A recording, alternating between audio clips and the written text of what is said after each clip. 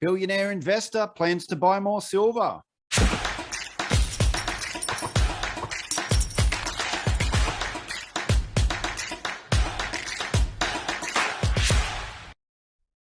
And coming in from a recent article on the Economic Times, billionaire investor Jim Rogers says silver and agriculture probably the least dangerous in the next 2 to 3 years.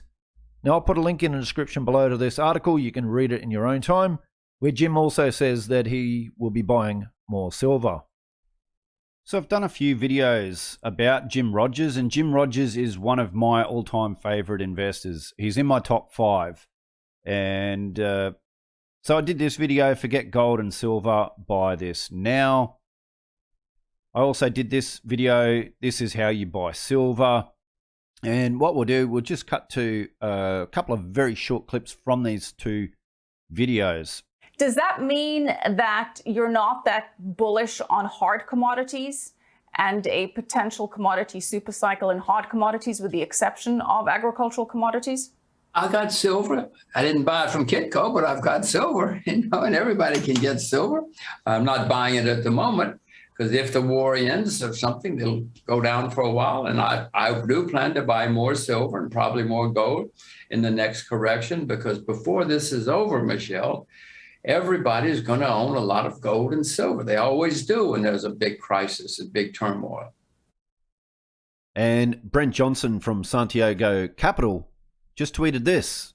This is Jim Rogers' book, Hot Commodities, How Anyone Can Invest Profitably in the World's Best Market. And I read this a long time ago, and guess what? I just reread it earlier this year. And Brent tweets this and says everything that Jim Rogers wrote in Hot Commodities 15 years ago is now coming true. He was early, really early. So early that some said he had lost his touch, but many would now do well to read it and internalize it. Wow. I am so glad someone has come out and said this, because this is what I've been thinking for really the last 12 months.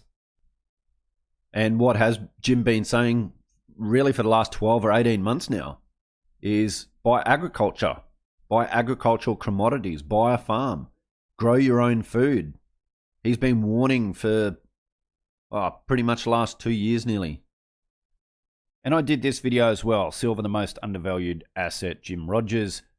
And I'll put a link in the description to all 3 videos. So definitely Hot Commodities is a book that I highly recommend people read, especially right now. And it's not too late to read it and to invest in commodities. And yes, Jim does think that silver is one of the most undervalued assets. And yes, he is planning on buying more silver. He owns a lot of silver.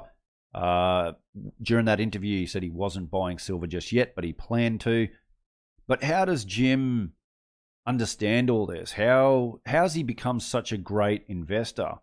Well, in recent weeks, we've done a little investor series with Mark Spitznagel using Austrian economics as his foundation. I also did a video with Stan Druckenmiller, and now this one with Jim Rogers.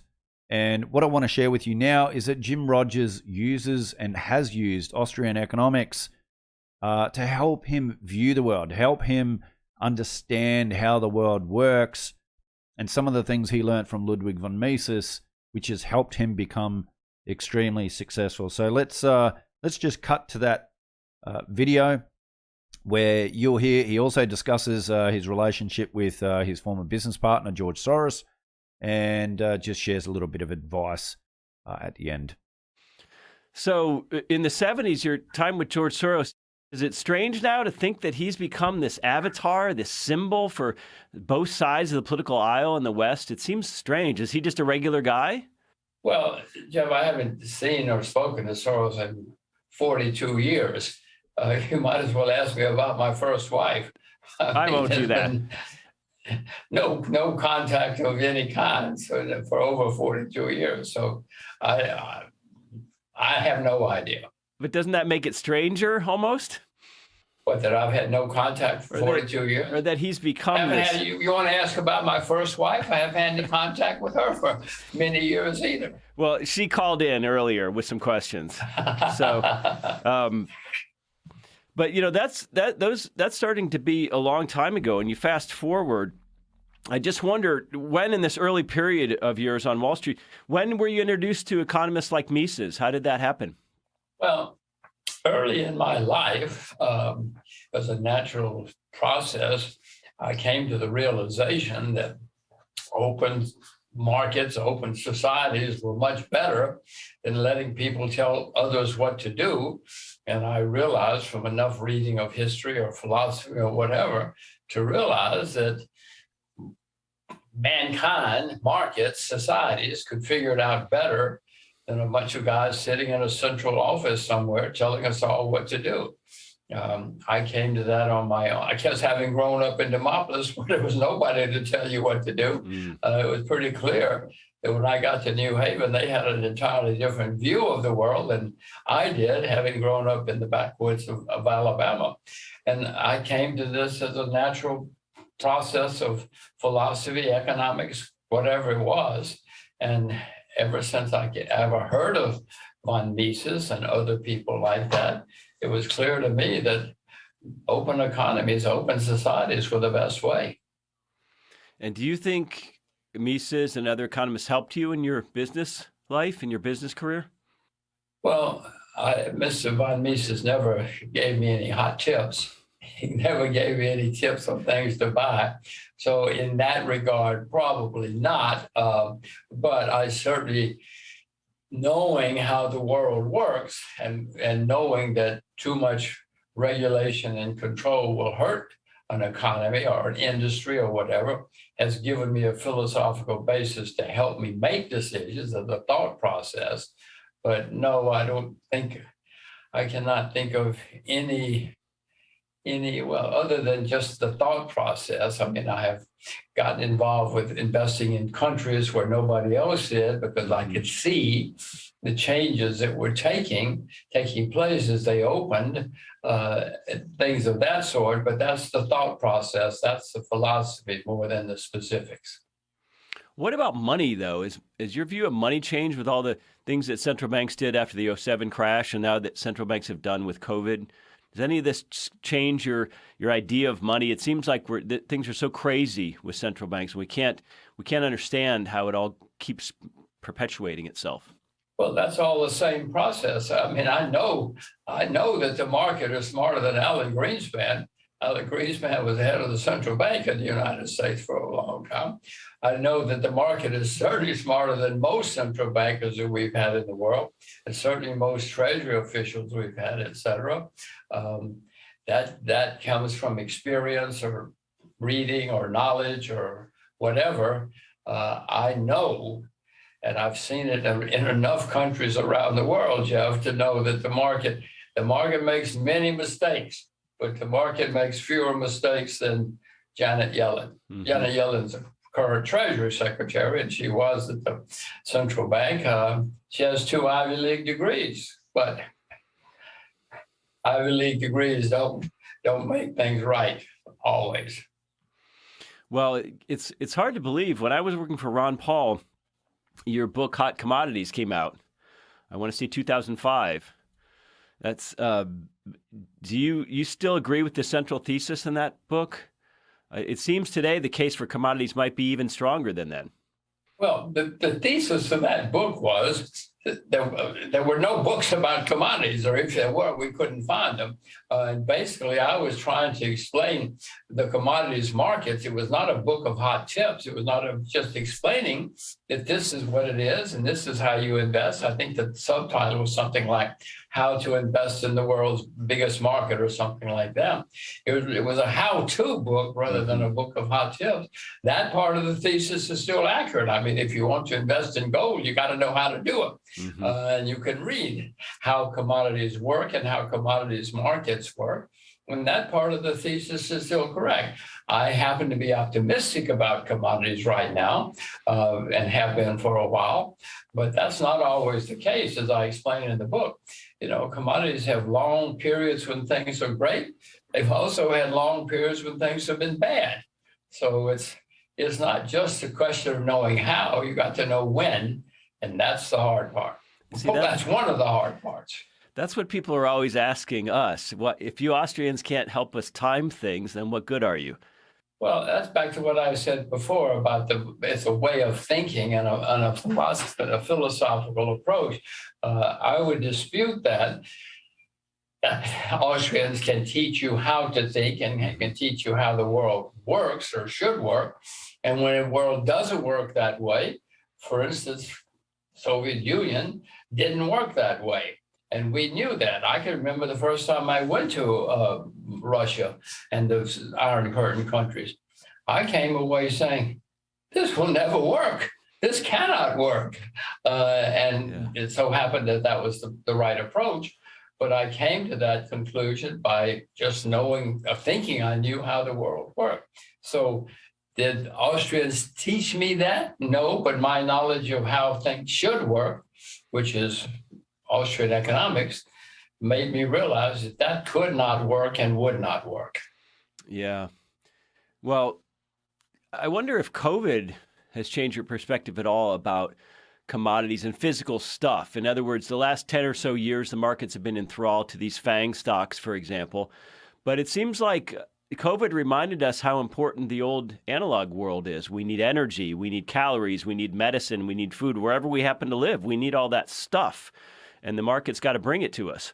You need rice. I mean, there's a few billion people in the world who eat rice every day. Well, they want to get their rice. So that's something that we should all consider. No, absolutely. But I'm not sure that I had to have the COVID virus to teach me that. It certainly reinforced it and made it clear to all of us that we've got to have this stuff and we've got to get it somehow. And if we cannot get it, the price is going to go through the roof. So in that sense, yes. But I don't think any of us, at least any of us who understand Mises and some other guys, realize that this was going to happen. Certainly COVID made it worse, but this is the way the world works. I didn't have to have the COVID virus to make me know how markets are supposed to work. I will also tell you, I go to the Mises website whenever it pops up. There's all sorts of good stuff there. It is astonishing how much good stuff you guys put up there. I show it to my kids because I want them to know the astonishing range of information that's out there, and you have a lot of it, and you certainly don't have the conventional wisdom, and nobody ever gets successful following the conventional wisdom. So keep it up. So as Jim says, Mises Institute, he goes and checks out the Mises Institute. They have daily blogs written by Austrian economists around the world, which are just gold. And so I highly recommend you guys subscribe to it. There's so much free resources you can download from here, follow videos, podcasts, download their books, go to their events, or even study Austrian economics yourselves. And what I want to do now is I want to cut to a short little video about Ludwig von Mises and why mainstream economists hated him way back when and hate him today.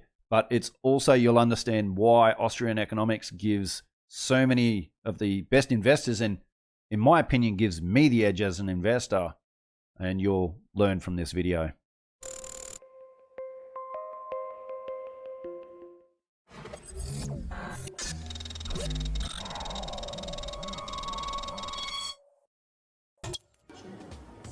Ludwig von Mises was a rather prickly Austrian economist, but it wasn't his personality that made him so many enemies among mainstream economists.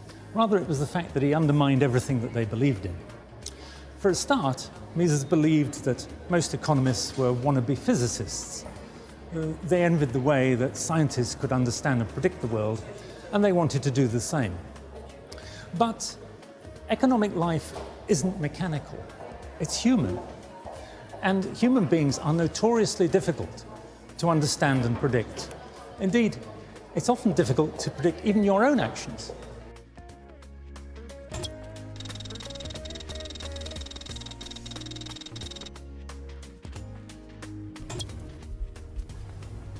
How often have you walked into a cafe without knowing what you really want until you've studied the menu? We never know how we're going to react to life's choices until we're actually confronted with them. They depend on what we value and how we feel. Economics is supposed to be about how people make choices, but no economist can know how you or millions like you are going to react and make choices at any particular moment. It depends on your values, which are deeply personal.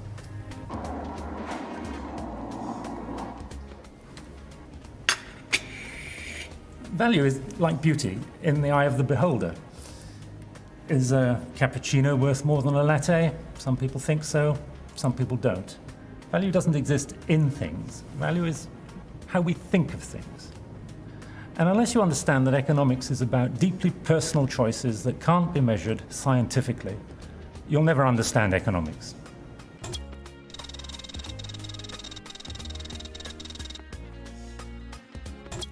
Another issue that Mises had with the mainstream economists was the understanding of boom and bust cycles, something that's very relevant today. In 1925, Mises, together with his colleague Friedrich Hayek, started an institute to study these cycles. It was a time when most economists were throwing their hats into the air to welcome the Roaring Twenties, but this pair knew that something wasn't right. And 4 years later, Wall Street crashed and the Great Depression began. It wasn't greedy bankers or too little regulation that causes these boom-bust cycles. Rather, it is central bankers and politicians trying to keep interest rates too low.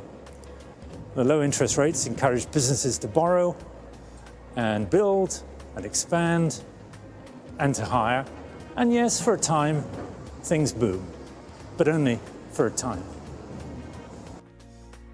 But those same low interest rates discourage savers. The flow of savings dry up, and the banks haven't got as much money to lend anymore. Suddenly, all of those grand investment plans don't look too clever.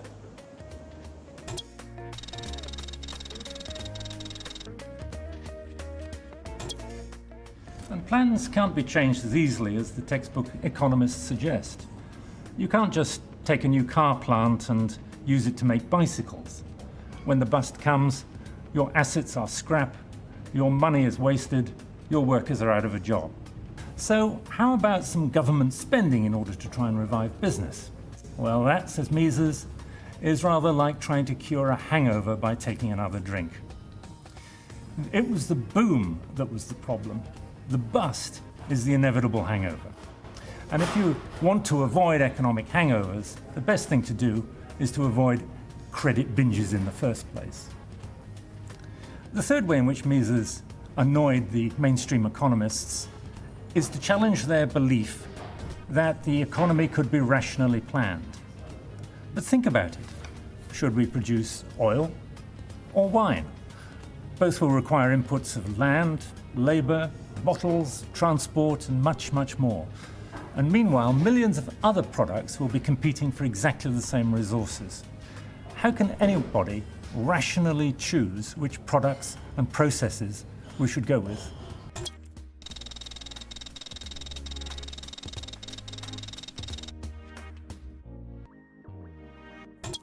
But the capitalist economy calculates very easily through prices. Prices reflect what people value, and they steer resources to the most valued uses. By contrast, the socialist planner can't possibly know what millions of resources should be combined in what millions of ways to produce what millions of products. And it's not something that a computer can solve either. A computer can't know what people actually value.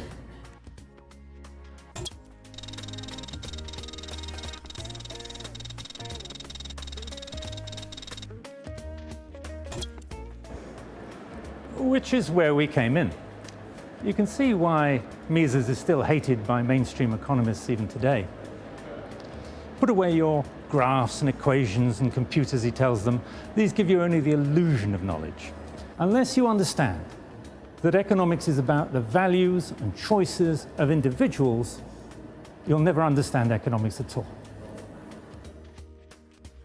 So there you go, Jim Rogers, one of my favorite all-time investors, uses Austrian economics to help him view the world, to help him see the modern day conventional wisdom and the mistakes that they make. This mistakes that Keynesians make, us Austrians see it very clearly.